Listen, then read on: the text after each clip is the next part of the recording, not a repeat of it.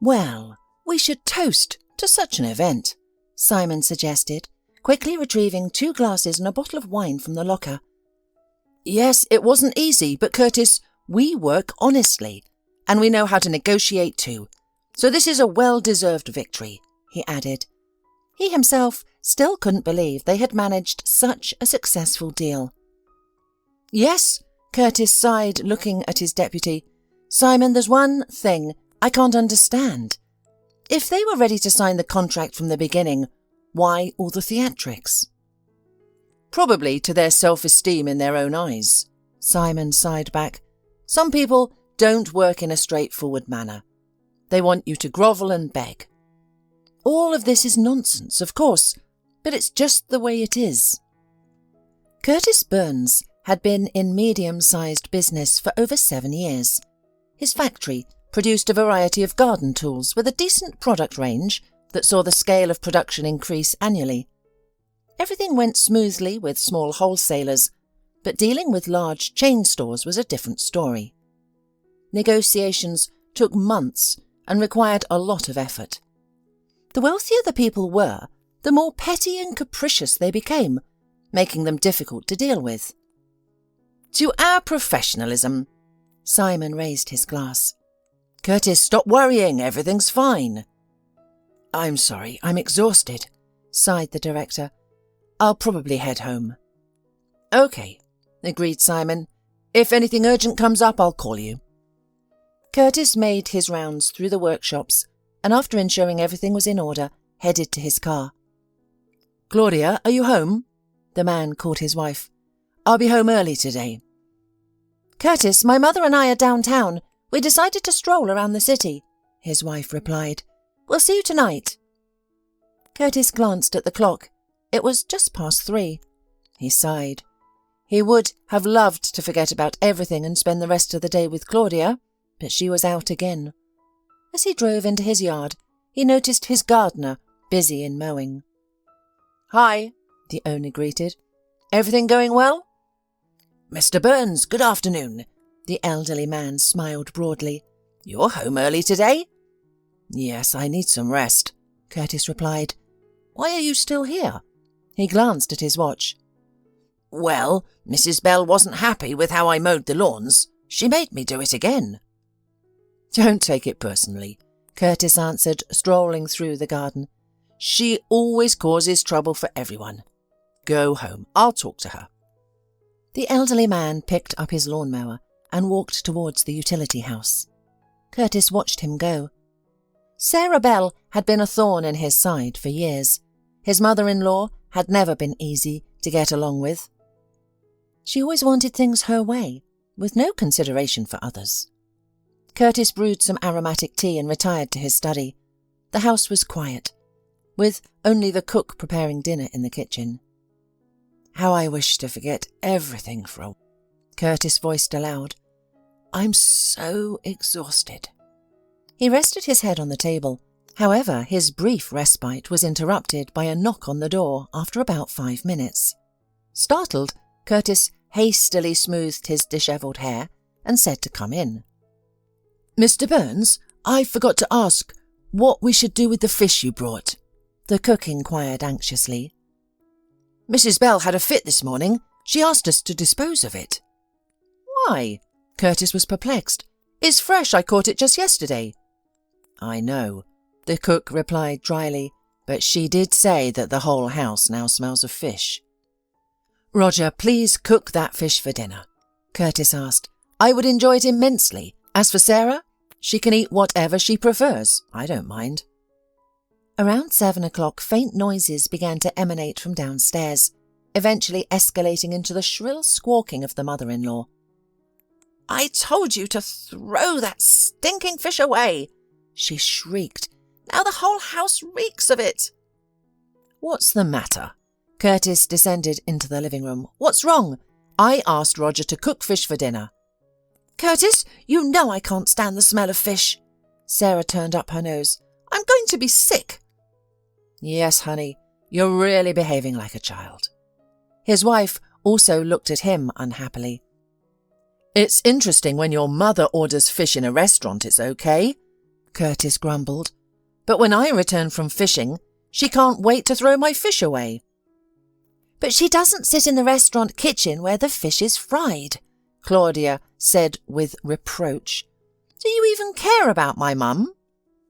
Curtis said nothing in response, realizing that he would have his dinner with the cook in the kitchen. "Roger, thank you from the bottom of my heart," he said 30 minutes later after finishing his meal. "The fish is so delicious." After chatting with the man a little more, Curtis went up to his room, peeking into his wife's room on the way. He didn't understand how it happened, but he and his wife now had separate sleeping rooms. It was just that Claudia had insisted on it over time, saying that she couldn't sleep at all if someone else was sleeping in the room. "Claudia, how are you?" Curtis asked. "What have you been doing today?" He attempted to hug his wife, but she pulled away. "You don't love my mum," she pouted. "You're always yelling at her." "Are you serious?" the husband interjected in amazement. "Claudia, what are you saying? When have I ever yelled at her?" Instead of an answer, the woman remained silent, and Curtis, after waiting a little while, retreated to his room. "Is this a normal family life?" he muttered to himself. "She has got her own room, I have mine. Sometimes I think it would have been better if I hadn't gotten married." The man lay in bed and closed his eyes, reminiscing his past.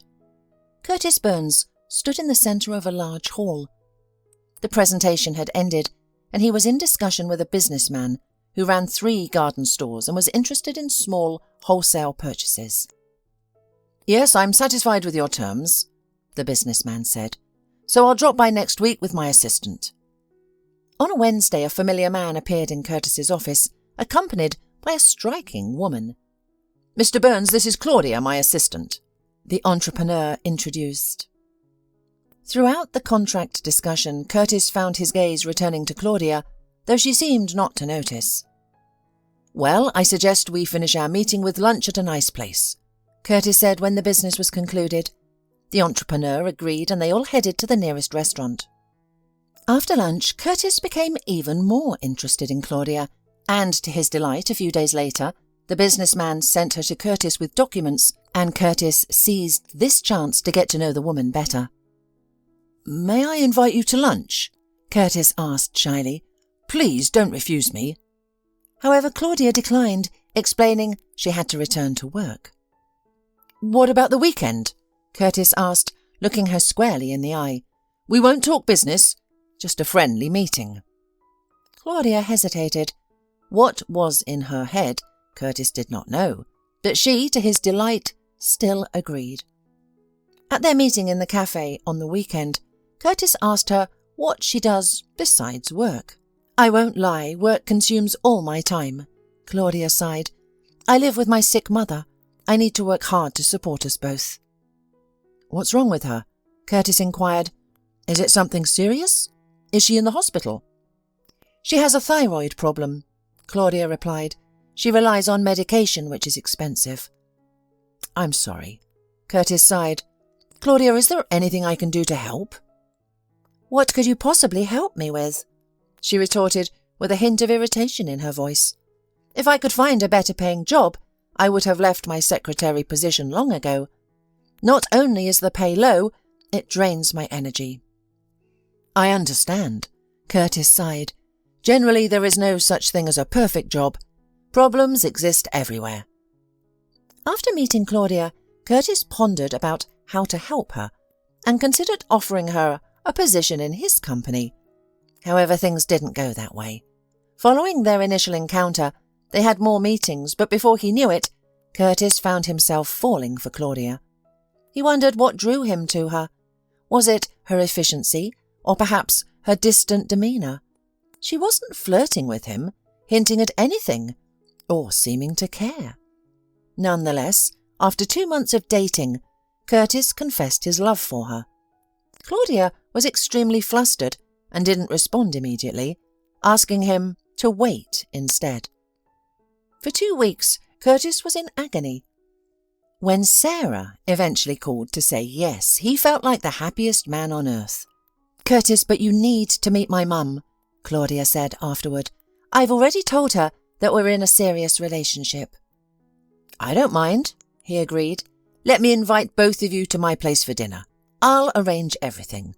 It will be better than the most expensive restaurant." Curtis was very worried, understanding that his life probably depended on this meeting. However, he didn't like Sarah from their first meeting. She behaved arrogantly and slyly. "Curtis, what a terrific house you have!" Sarah looked around enthusiastically. "You can be envied. Not like me and Claudia living in a one-room apartment. If I could work, we might be able to buy a house, but my poor girl has to work so hard to provide for us." As for Claudia, she remained silent for most of the evening. It seemed to Curtis that she was thinking about something. "Claudia, is there something wrong with you?" he asked finally, unable to keep his anxiety. "You look very preoccupied." "Yes, I've had some difficulties at work. There's a paperwork issue to be resolved," she said calmly. "I'm sorry. I want so much to forget about everything, but nothing works." "Yes, work takes up a lot of time and energy. That's why I decided a long time ago that my wife will not work," Curtis said. "That's very commendable," Claudia's mother said. "Only truly loving husbands can respect their wives like that." Claudia blushed, but after this meeting, Curtis decided for himself that she would become his wife. Their wedding was held with great fanfare.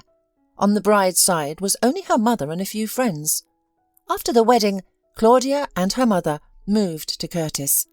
Curtis immediately asked his wife not to work, and initially it caused many disagreements.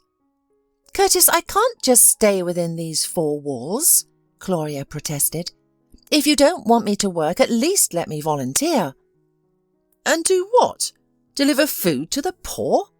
Curtis questioned. "There are many things one can do," she objected. "I could organise holidays for sick children, buy them gifts, clothes. I could even sponsor a few families and offer them support." "If that's what you want," Curtis conceded, "then fine. Just tell me how much money you'll need each month."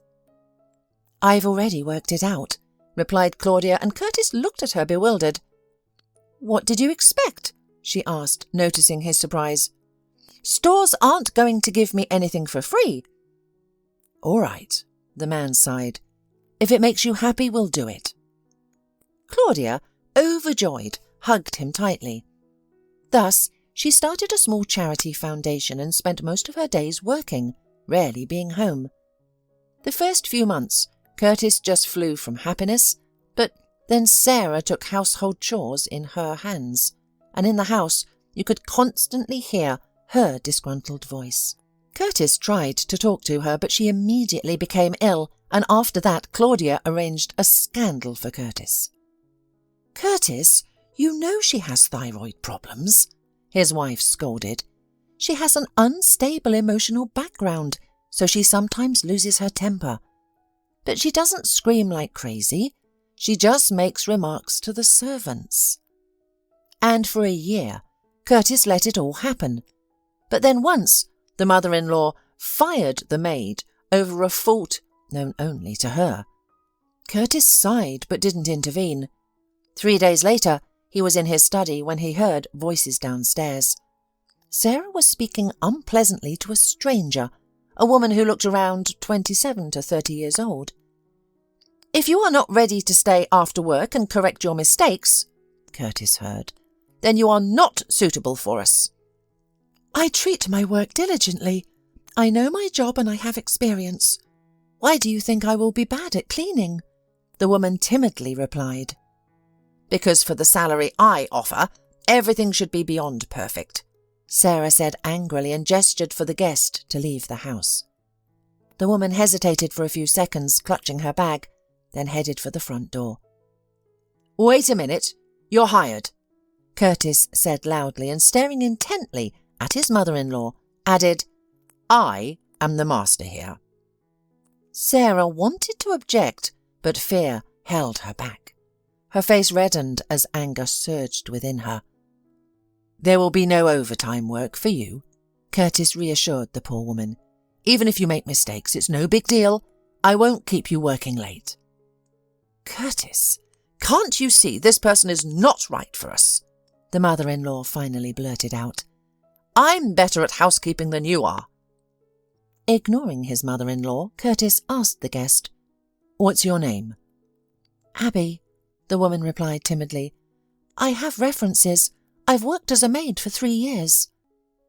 "If you're ready, you can start today," Curtis stated calmly before leaving the room. Sarah glared at Abby with such hatred that the woman shuddered. "Abby," the cook advised her that day, "our boss is a good man. His mother-in-law is difficult, but if he hired you personally, you have nothing to fear." The next day, Sarah gestured around the room arrogantly and said, "Yesterday you cleaned the living room poorly." Abby looked at her in bewilderment. That day, Sarah followed her around, trying to wear her out so she wouldn't return to work the next day. Of course, such thoughts had already begun to creep into Abby's mind, but this morning, just before her meeting with Sarah, she had bumped into Curtis in the hallway, and he'd given her the strength to continue her work in peace. "Abby, don't worry about what Sarah wants," Curtis had advised before leaving. "I hired you, so I'm responsible for you. Don't be afraid of her." During lunch, the landlady deliberately spilled tea on the carpet and threw a tantrum. "The stain wasn't here 10 minutes ago. You did it now," Abby responded calmly. "How dare you accuse me?" Sarah shouted. "You're nobody here." Abby didn't respond. Instead, she began to clean the stain while the woman continued to yell. Almost 2 years have passed, and Sarah hasn't been able to dismiss anyone since that incident.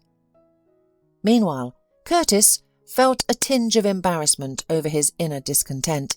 He enjoyed all the privileges one could only dream of. Moreover, Claudia proved to be very calm and intelligent. She seldom argued with him. Curtis frequently took her to various gatherings and often heard complimentary remarks about her.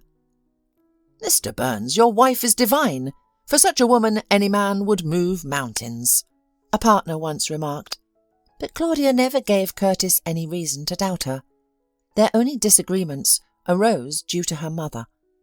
But Curtis eventually stopped paying attention to that too. The only concern he had was the absence of children. "Curtis, don't panic. It's just not the right time yet," his wife used to assure him once. In such thoughts, Curtis eventually fell into a restless sleep, tossing and turning, repeatedly waking up. "When will I finally get some sleep?" he grumbled as he got up in the morning. It was one of the rare days they had breakfast together as a family, because normally Claudia was usually still asleep when her husband left for work. "How about we go out this weekend?" Curtis suggested. "It's been a while since we had a day out." "Sure," Claudia agreed. "Let's try go-karting. I've been a few times and really enjoyed it." "You want to go go-karting? Well, I don't mind. Sarah, will you join us?" "God forbid," his mother-in-law refused, waving her hands dismissively. "Don't even try to persuade me." "All right then, it's just the 2 of us. We'll race each other," Claudia laughed. Curtis eagerly awaited their trip to the go-kart track. Claudia asked him to rent the entire track for an hour to avoid any interruptions, and Curtis agreed with pleasure. As they drove out of town in the warm September weather, both were filled with anticipation and rubbed their hands together in excitement. "And what prize do I get if I beat you?" Curtis asked, his eyes sparkling. "Will you fulfill any of my requests?" "All right," Claudia responded coquettishly. "But first, try to beat me. I'm confident you won't be able to." Upon arriving, Curtis parked their car and joined his wife in heading towards the empty cart track. Shortly after, a sturdy young man approached them. "This one's for you, Mr. Burns," he gestured towards one of the racing carts. "And this pink one is for your wife." Curtis quickly jumped into his cart, responding, "Watch what I'm about to do. I will definitely beat you." Claudia and Curtis started their cars simultaneously, with Curtis giving Claudia a slight head start. Claudia took her time, not wanting to drive at full speed. They completed a few laps in this manner before Curtis began to accelerate, eventually catching up with Claudia and overtaking her on a turn. Claudia attempted to regain her lead. Curtis himself didn't realise what happened next. He only felt that the cart had stopped obeying him, and after a moment he felt a somersault, then another. Then the cart crashed into the tyres and pushed them forward. Everything was spinning before Curtis's eyes. He tried to exit the car, but found himself unable to move. He could hear voices around him. Everything blurred before he lost consciousness. 20 minutes later, an ambulance arrived, and he was taken to the hospital. His wife was fussing with the doctors, crying, asking them something. "Will he live?" Curtis heard someone's question. He himself was unable to open his eyes. His body felt lifeless. "I don't know yet," replied a doctor. "We're doing everything we can." Curtis had a vague recollection of what happened next. He would drift in and out of consciousness, hearing murmurs of voices nearby. "He overcorrected and lost control," Claudia's voice echoed. 3 days later. 3 days later, Curtis finally regained consciousness. He was alone. He moved his lips, calling out. A woman in a white robe approached. "What happened to me?" he asked the doctor, struggling. "My wife and I were go-karting." "Sadly, you had a crash," the doctor replied. "It's rare, but you were lucky. It could have been fatal." "When can I leave? I want to stand up," Curtis asked. "I think I can't feel my legs." "Regrettably, your spine is severely damaged," the doctor sighed. "It's unlikely you'll be able to walk. Be thankful you're still alive. None of us could offer any guarantees at the start." Curtis remained silent, gazing pleadingly at the doctor as tears streamed down his cheeks. In the evening, Claudia arrived, already aware of his situation, and crying incessantly. "Forgive me, Curtis. It's all my fault," she sobbed. "Why did I suggest we go there? I ruined you." "Claudia, it's not your fault," her husband reassured her. "I was the one who stepped on the gas. It was all my fault." Claudia, however, was inconsolable, appearing on the verge of hysteria. Curtis felt uncomfortable. He didn't want to see anyone, and Claudia's hysterics either. Meanwhile, Curtis gathered all his will in a fist and ordered himself to live on. While still in the hospital, he resumed work. His deputy Simon visited him, and they discussed as many work points as possible. Curtis was discharged from the hospital after 2 months and began a new chapter in his life. He was not planning to leave his job. He hired a reliable driver to transport him to the factory. Working from a wheelchair was challenging, but Curtis persevered. The office was equipped with ramps for him to navigate independently in his wheelchair. An assistant was always present to help with his daily tasks. Curtis despised being pitied and was deeply hurt by sympathetic looks. "Simon," he once told to his deputy, "I am not a defenceless creature. I will cope. I will never quit my work." Changes were also happening at Curtis's home. His wife began to distance herself. "Curtis, I closed my foundation," she once told him. "Let's try to go abroad for rehabilitation." "Claudia, it won't help me," he replied. "I'll never walk again, and we just need to learn to live with it." His mother-in-law became increasingly quiet around him. It seemed that neither his wife nor his mother-in-law knew what to do next. "Abby," he once asked his maid, "I need your help during the day. I can't go to work every day, so I need a reliable person at home. You've been with us for years, and I trust you completely. I'll find someone else for the cleaning." "All right, Mr. Burns," the woman smiled. "Just explain what I need to do." "Soon my house will be fully wheelchair accessible, and then I will require an attendant and an assistant," Curtis explained. The responsibilities are the same as any care for a man in a wheelchair. I'm sorry, but I can't ask anyone else for this job." The woman agreed and immediately started her new duties. "Abby, why haven't you vacuumed the living room yet?" Sarah complained when the ex-maid descended from the second floor. "I'm sorry, but Mr. Burns hired me as his assistant," Abby replied calmly.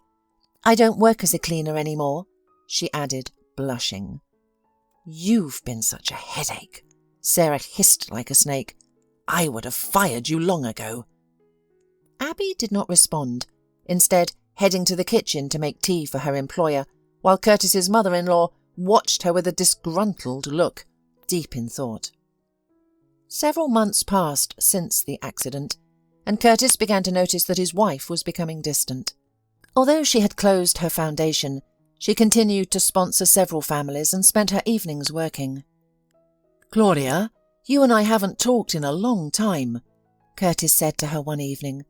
"Did something happen to you?" "Curtis, I still can't forgive myself," she cried. "When I look at you, I don't want to live."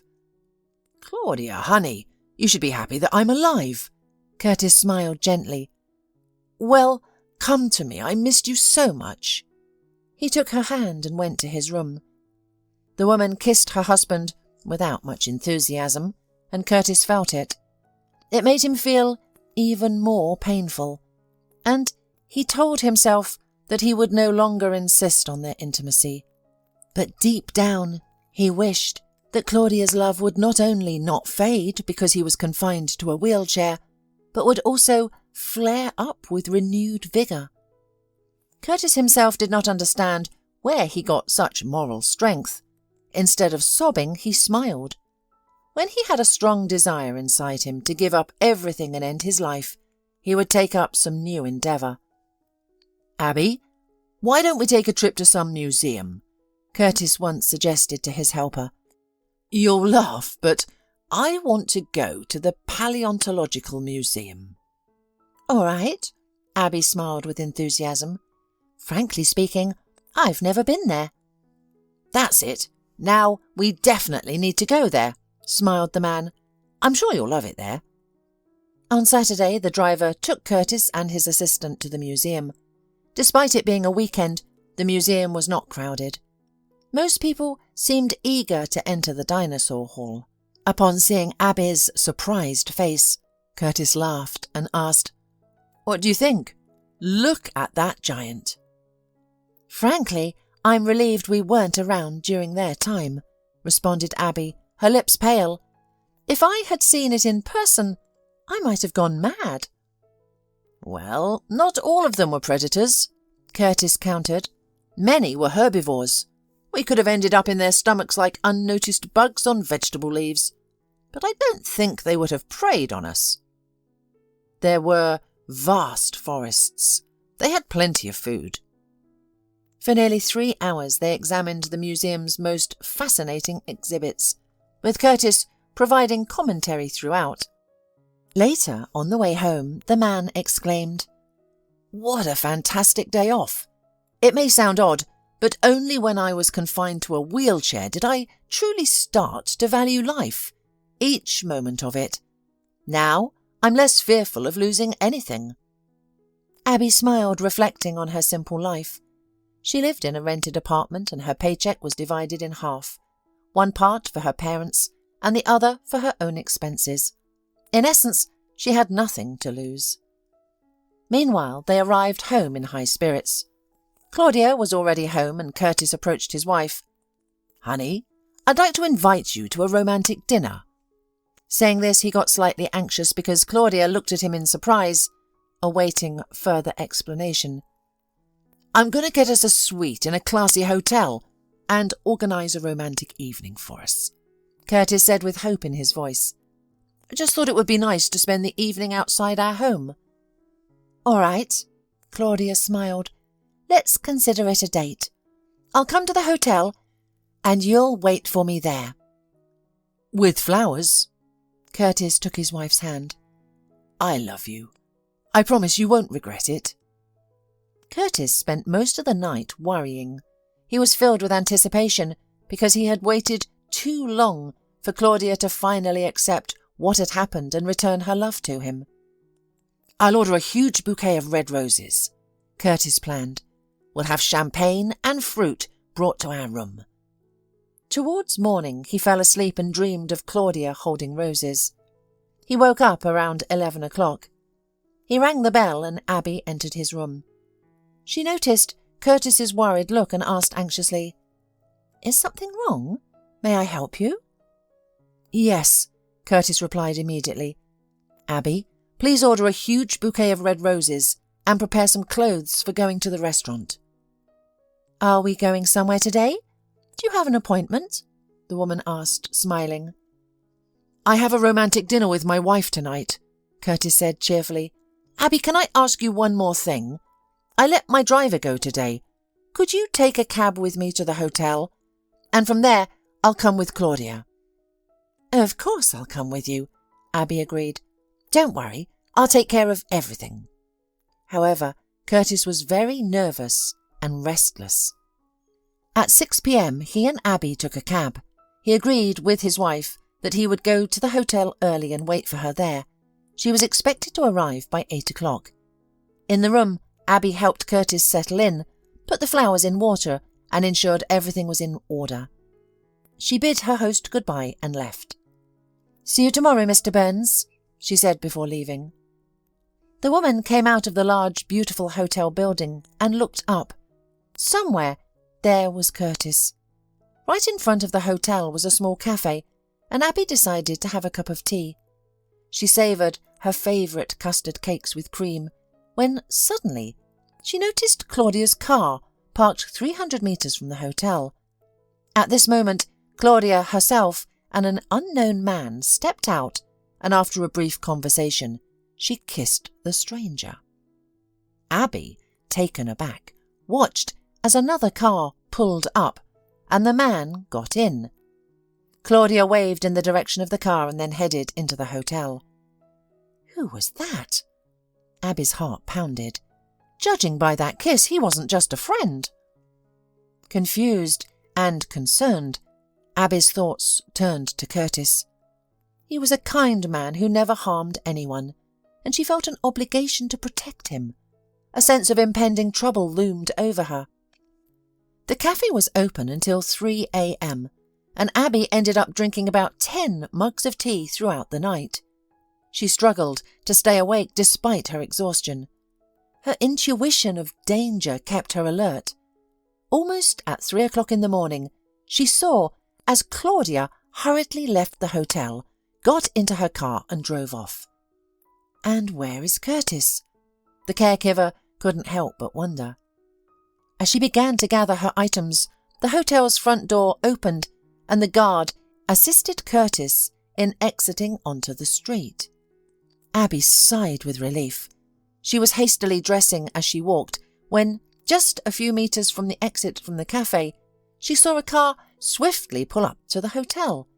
2 men jumped out, quickly bundled Curtis into the car and drove away. "Stop!" Abby shouted after the departing car, but it was too far away and it was quite dark outside. "What am I going to do?" she said to herself, almost crying out of helplessness. At this moment, a taxi pulled up to the hotel, and Abby immediately rushed towards it. "Please, let's go," she implored. "I'll pay double the fare." The driver was initially reluctant, but acquiesced when he heard the amount she offered. "We need to find a black jeep," Abby instructed. "Let's head towards the highway. I'm sure they've left town." Her intuition did not fail her, and very soon they spotted a familiar car. Abby asked the driver to keep a distance. They drove for approximately an hour, and then the jeep veered off the road. "There's a forest there," the taxi driver responded to her request to follow the jeep. "There's no road, just a dirt path." Abby was uncertain of what frightened her more, the darkness and wolves, or the possibility of finding her employer dead. Handing over the fare, she hurried into the forest. She crept carefully behind the first rows of trees until she reached the dirt road where the black Land Rover had turned off. She hid inside huge bushes, and 20 minutes later, she saw the car return to the road and head back towards the town. Who are these people? What have they done to him? Abby cautiously navigated through the bushes. Her legs trembled as the sound of howling wolves filled the air, but an inner certainty that Curtis was alive propelled her forward, despite her fear. "Lord, help me," Abby whispered. "Please, help me find him." "Curtis! Curtis!" she called out as loud as she could. "Curtis, where are you?" But there was only silence in return. Tears streamed down her cheeks as she received no response. She began peering into the bushes when she noticed one area where the branches were bent to the ground. With trembling legs, she moved in that direction while the howling of wolves grew louder. "Curtis!" she shouted at the top of her voice. "Where are you? Please answer me." After about 5 minutes, she reached a small clearing. The area was brighter and she could see the clear outlines of trees. Something was lying near one of them. "Curtis?" she cried out and rushed forward. "Please hang on, I'm coming," she urged, clutching at the branches of the bushes for support. She crawled to a wheelchair, near which a man was lying. He was staring upwards with unseeing eyes. Instinctively, she pulled out her cell phone. Initially, Abby wanted to call the police and an ambulance. Additionally, she needed to inform his wife. "I don't even know where we are, so I need to take him to the hospital first." Abby struggled to her feet, and after some effort she succeeded. She placed Curtis on her cloak and dragged him to the highway, where she hailed a car. The driver assisted in loading Curtis into the car and drove them to the nearest hospital. The doctor immediately examined Curtis. Though there were no visible signs of violence, his weak heart rhythm indicated that he had been drugged. Miraculously, Curtis survived, regaining consciousness 3 days later. During these days, Abby was anxious. It was odd that none of Curtis's relatives had contacted her, so she called the cook. "Abby, none of the owners are home. 3 days ago Mrs. Bell got sick and was taken to some private clinic, and Claudia's been with her ever since. I don't know where Mr. Burns is, and they gave me a week off." After hanging up the phone, Abby realised she would have to wait for Curtis to come to his senses and start communicating properly. Then, perhaps, things would become clearer. "Abby, what are you doing here? Where am I?" Curtis asked, looking around. "Am I in the hospital?" "Yes, Mr. Burns. What happened to you?" She looked intently into his eyes. "Do you remember being kidnapped?" Bewildered, Curtis looked at Abby as if he was trying to rewind time. When he finally remembered, he shuddered.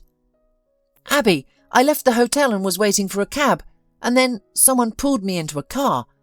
I felt a prick, and everything after that was like a dream," Curtis said, his face covered in sweat. "Have you seen these people?" Abby asked quietly, attempting not to attract attention. "Do you know them?" "No," Curtis replied thoughtfully, turning pale. "I believe they intended to kill me." "I found you in the forest," Abby began.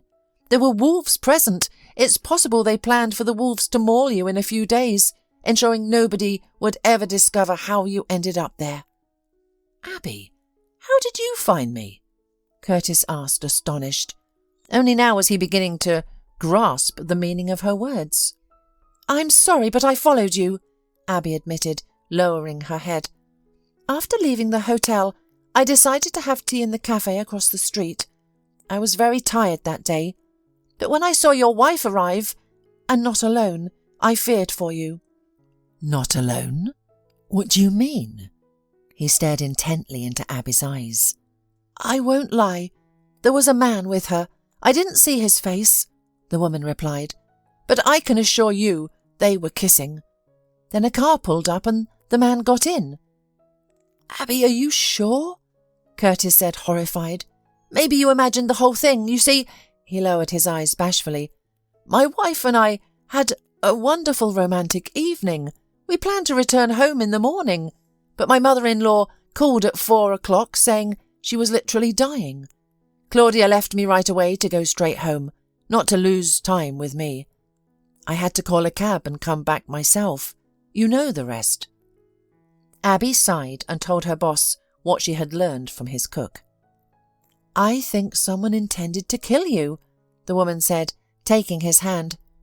"Mr. Burns, it's dangerous for you to return home now. Let it go the way it's going. We should keep it a secret that you're alive for a while and see how things develop. Someone's bound to give themselves away, otherwise they'll find you, and this time they might not spare your life."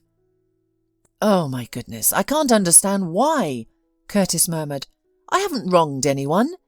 Why would they want to kill me? And in such a gruesome way? That's absurd." "Mr. Burns, were you aware that Claudia was seeing someone?" Abby suddenly asked. "Abby, I apologize, but I still believe you're mistaken." The man scrutinized her. "Just because she had a man in her car doesn't imply anything. Claudia interacts with people regularly, but the idea that she kissed him, I'm convinced that's just your imagination." The woman looked at him and didn't respond. She understood that without solid evidence, she wouldn't be able to convince him of anything. "Mr. Burns, you'll be discharged in a few days, and you need to lay low." "But where?" The man pondered.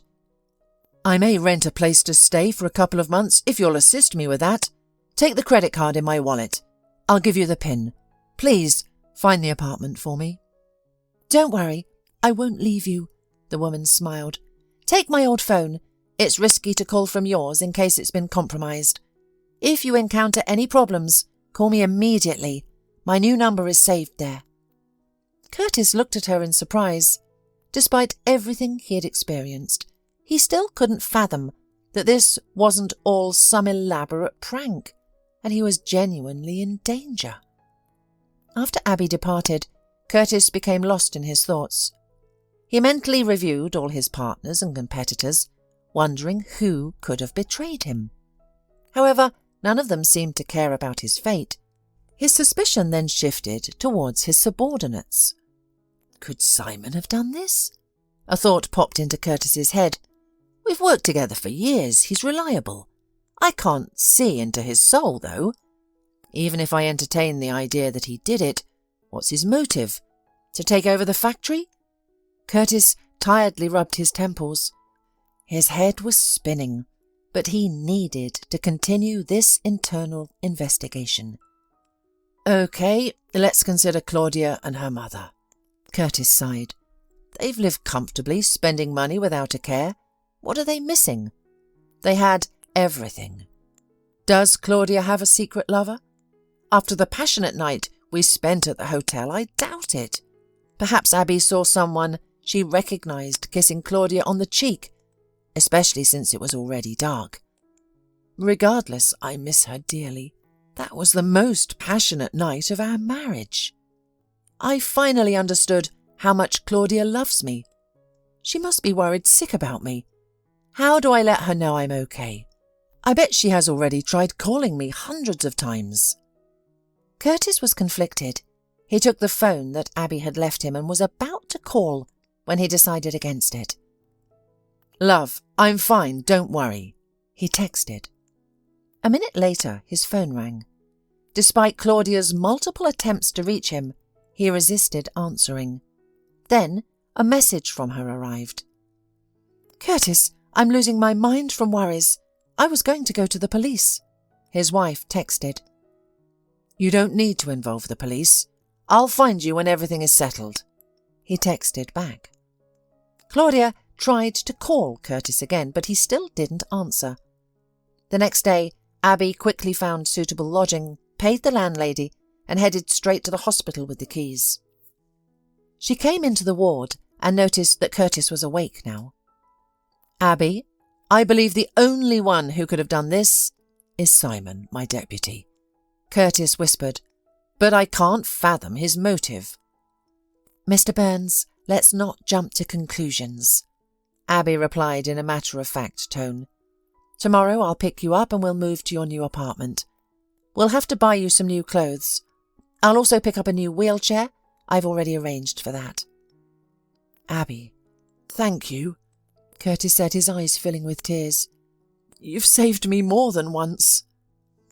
"It'll be okay," she reassured him, gently stroking his head. "The important thing is that no one knows where you are right now. I believe we'll have some leads soon." "Shouldn't we report this to the police? At least they can protect me," her man offered.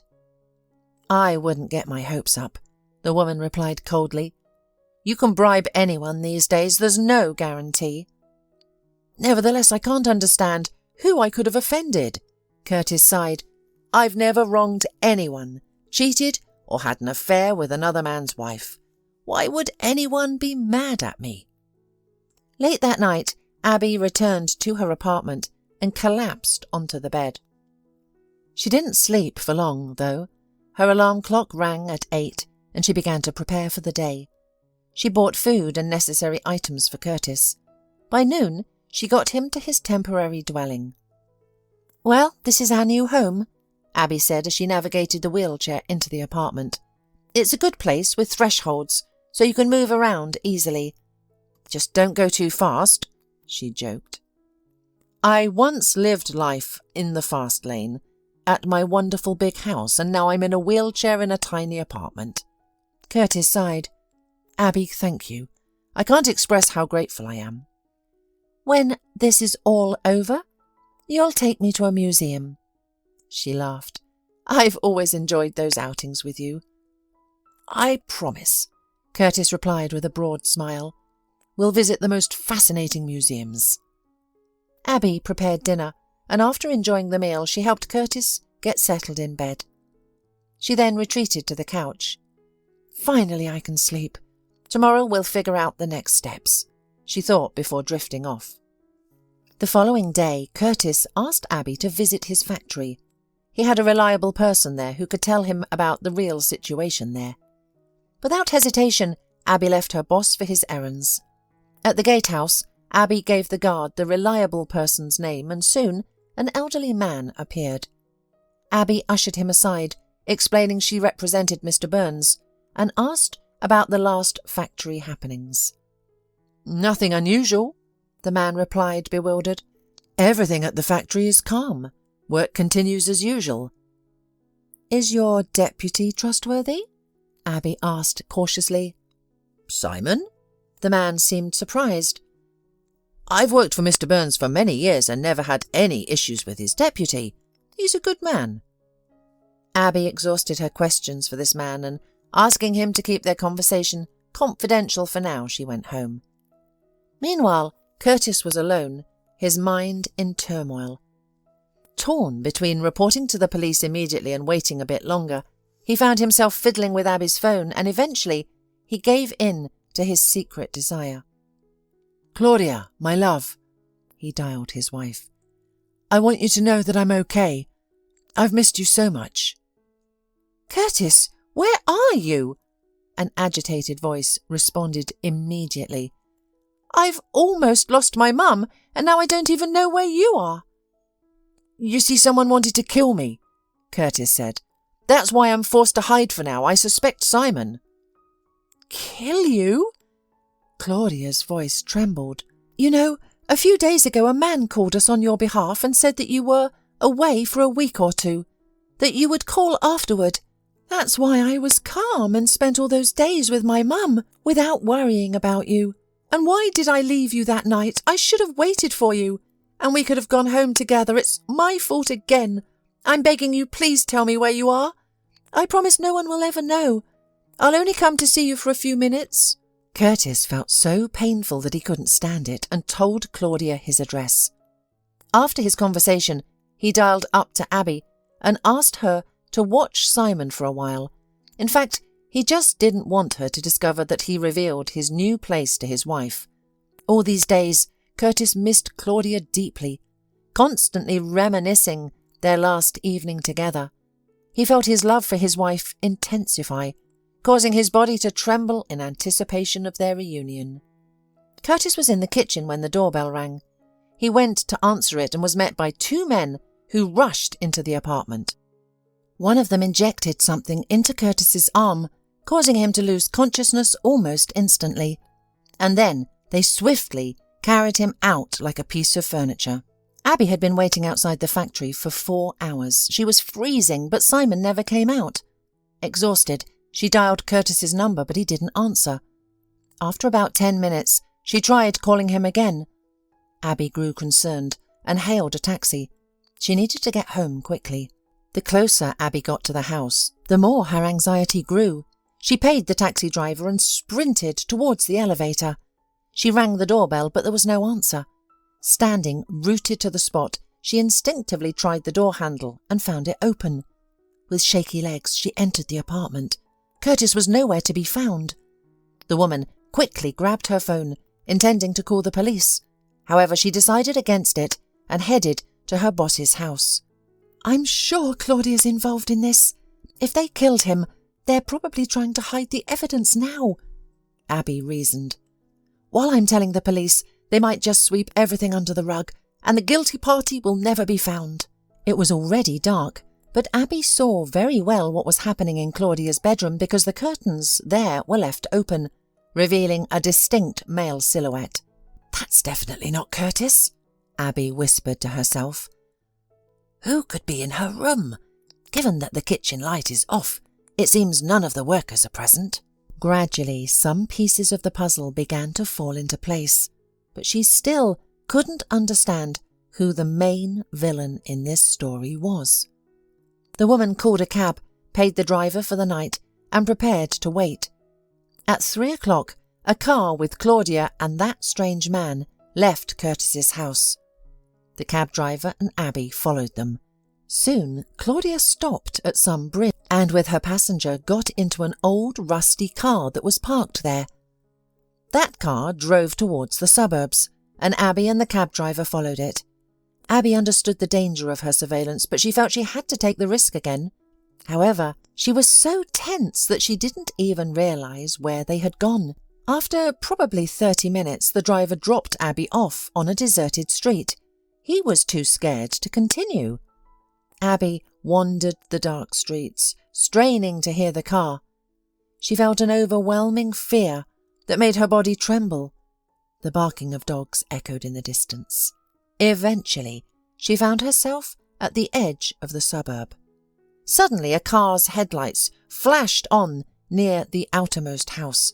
Quickly, Abby hid behind the end of a brick wall and the same old car drove by her.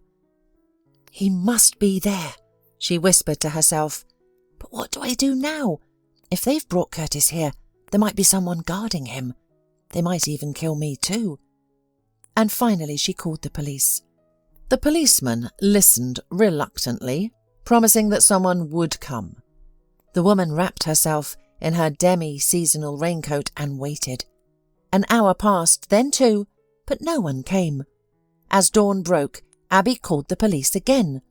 The same disgruntled voice curtly informed her that the police had almost arrived on the scene. Cautiously, Abby started towards the house. It was eerily quiet and the surrounding houses appeared uninhabited. As she approached the gate, a large dog lunged at her. She was fortunate that it was on a chain. Startled, Abby decided to wait for the police. Cold shivers racked her body, and to warm up she began to move around, which provoked the dog further. It pulled at its chain with such force that Abby feared it would break loose. Finally, she spotted a police car in the distance. Paul started dating Claudia when she turned 18. Paul was resourceful and made good money, but it was only after several years together that Claudia learned that Paul was in a gang. He never got his hands dirty, but was involved in kidnappings, extortion and intimidation. When the police got on their trail, criminal charges were filed against many of the gang members. For about a month they tried to negotiate with the police chief, but Paul knew that even if they were let go, they couldn't continue their previous lifestyle.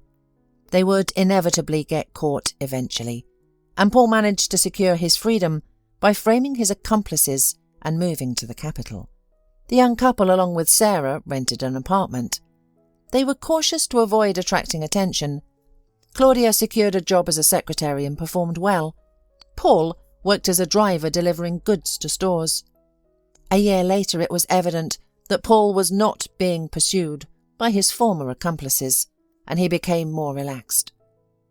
"We can't live on our salaries if we want a normal life," Paul noted, "especially since your mum is unable to work due to her thyroid condition." "Paul, are you planning something risky? I almost lost you once," Claudia exclaimed in fear. "Why? There are so many people here, we're unlikely to be found, and if we're careful, I'm sure we can pull off something," replied Sarah, supporting Paul.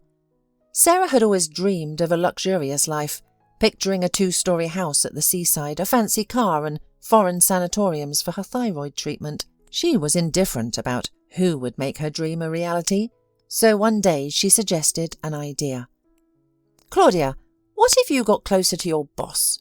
Of course, he isn't a handsome man, but there is an advantage because he would be honoured to have a girl like you take interest in him," she proposed. "Mum, are you suggesting I have an affair with him? Are you out of your mind?" Sarah was shocked. "What's the big issue?" Her fiancé chimed in. "It's only for a few months. We'll figure out a way to rip him off, and then we can have a good life. We could buy a house at the sea and live comfortably." "But how can you even consider that? I will not sleep with him," Claudia protested. "Claudia, you wouldn't be doing this for fun, but for our future." Paul looked at her with a reproachful stare, and she obeyed. It took a year for the girl to earn her boss's trust. There was no relationship between them yet. Paul and Sarah had meticulously planned every step, but unexpectedly Curtis appeared on the stage. "What should I do with him now?" Claudia asked her boyfriend and mother when Curtis asked her out. "Claudia, you said he's not married." Sarah's eyes lit up. "What if you lure him in and marry him?" "That's too much," Claudia protested immediately. "I love only Paul. I don't need anyone else." "Claudia, we're not going to break up. I also love only you, and after this, we can finally get married officially. For the sake of our happiness, I agree to wait and tolerate," Paul added. After the wedding, Paul stayed in the apartment they rented, while Claudia and her mother moved in with Curtis. For several years they enjoyed life, spending Curtis's money on their needs. Paul bought a nice car, and after 3 years they had a large house in the suburbs. The initial plan was to divorce Curtis after extracting everything Claudia could from him. However, the more they got from him, the more they had an appetite. Sarah had become so accustomed to the role of a house mistress that she couldn't imagine herself without a maid, cook, and other helpers. Paul dressed in expensive clothes from high-end boutiques, and Claudia didn't deny herself any luxuries either. To avoid any suspicion, Paul suggested that she establish a charity fund, and most of the money she used to give to him. Besides, her work at the foundation provided her with ample spare time to spend with Paul. "So we need to decide what's next," Sarah asked one day. "Should we stop with Curtis, or—" She cast a cunning glance at her daughter and her lover. "Or?" Paul echoed her words. "Do you aim to eliminate him so that Claudia can inherit everything?" "That would be convenient, but the question is, how do we arrange it?" She sighed. "He's not a poor man. He can't simply vanish." "Well, if everything is arranged perfectly, no one will suspect anything," Paul reassured her. Claudia didn't like the whole idea too much. She would prefer to just divorce Curtis, even if he left her without anything. They still have already taken a lot from him. But when Curtis offered her to go somewhere for the weekend, in the woman's head a cunning plan immediately arose. Go-karting seemed to her a way out. Everything proceeded better than planned. However, Curtis did not die. He was left disabled. The schemers waited a few months to avoid suspicions about Curtis's fate. After nearly 6 months, they started devising a plan to finish what they had started.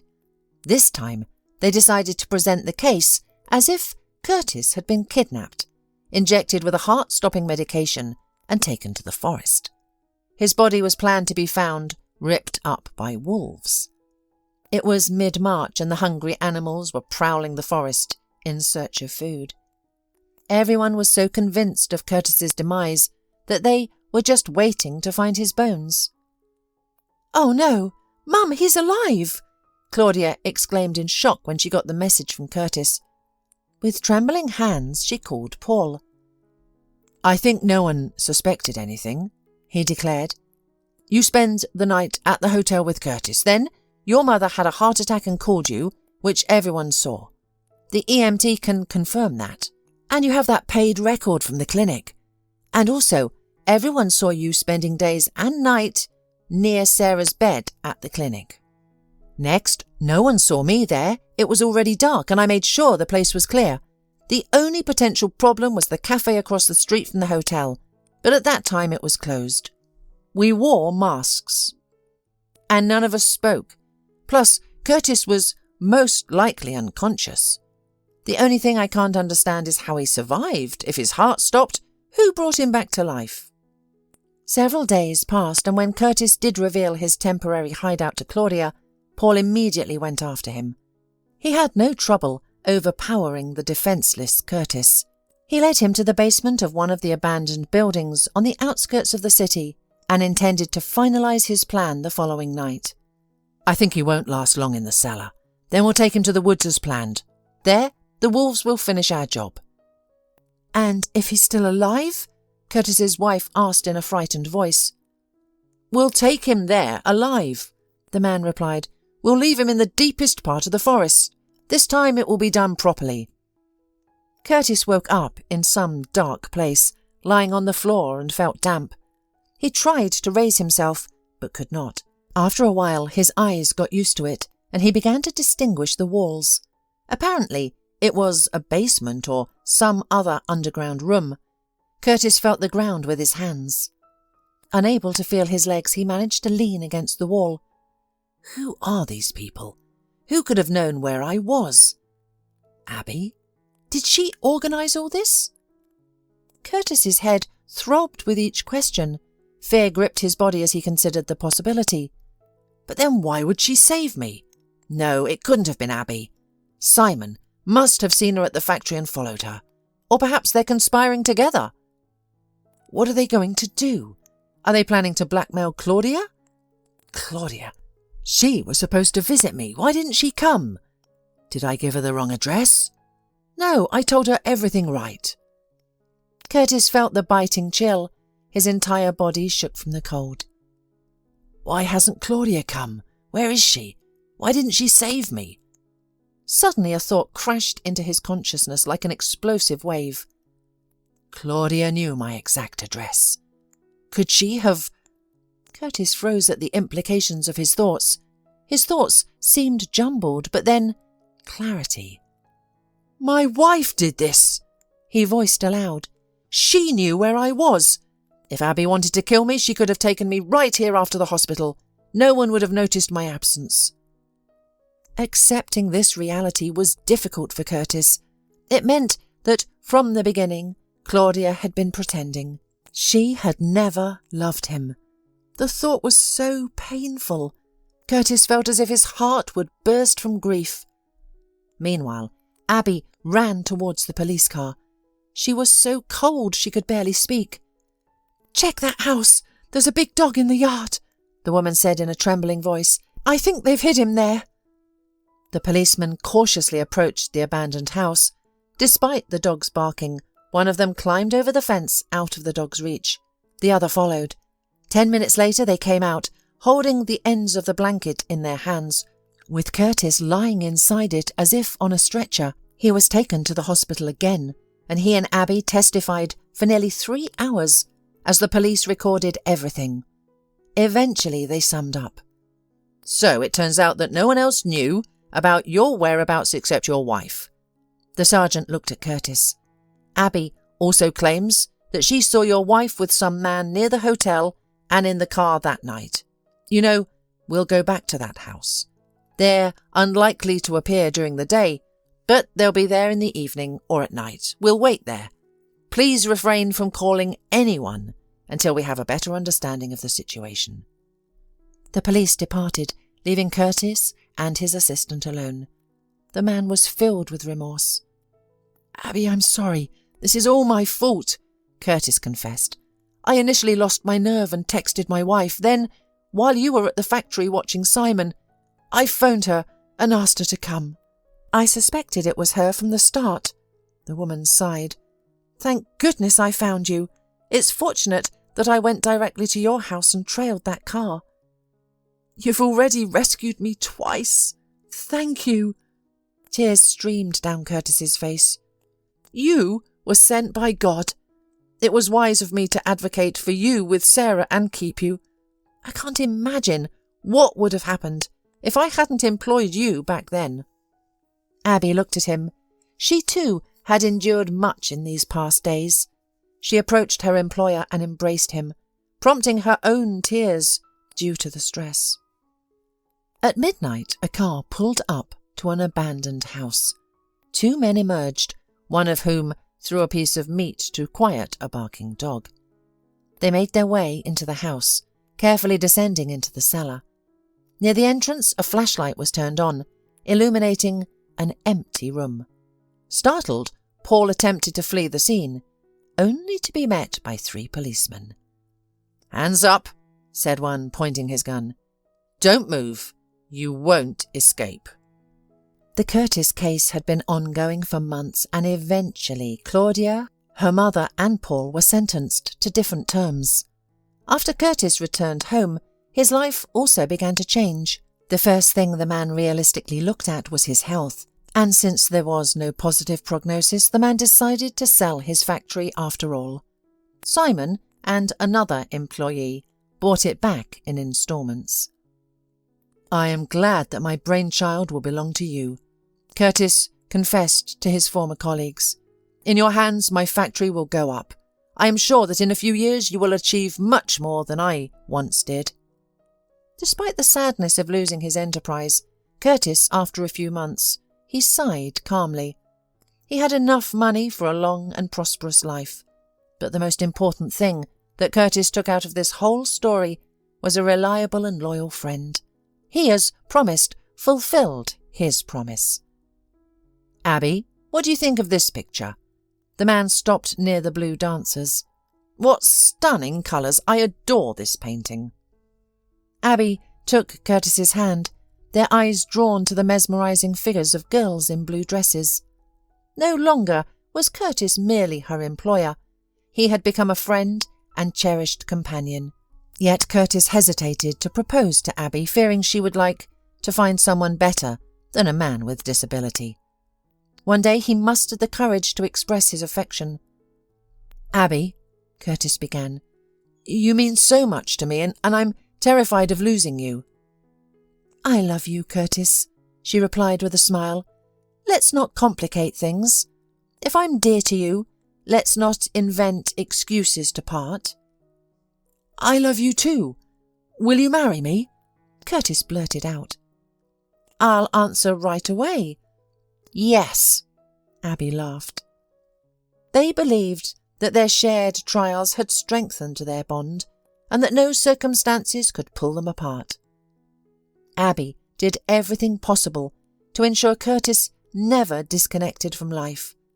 They visited many places together, and when they welcomed a daughter, Curtis finally understood what it meant to have a family.